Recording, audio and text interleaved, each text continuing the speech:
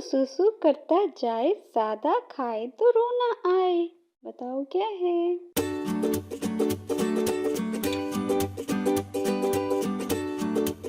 मिर्च।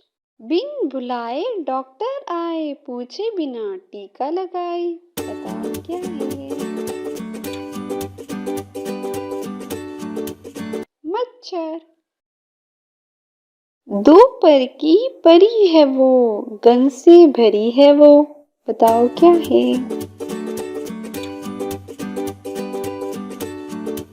मक्खी।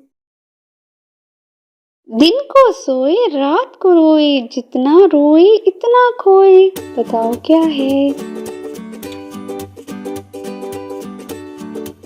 मोमबत्ती।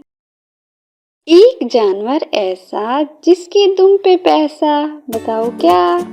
कौन सा जानवर है? मोर। लड़की के जिस्म का वो कौन सा हिस्सा है जिसे हम खाते भी हैं? बताएं।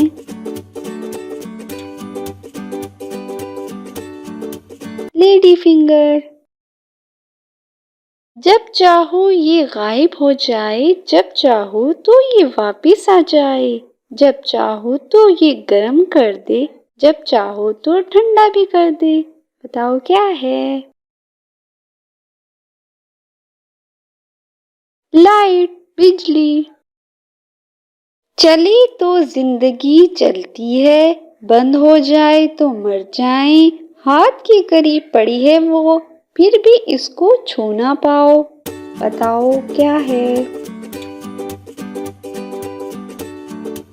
नब्ज।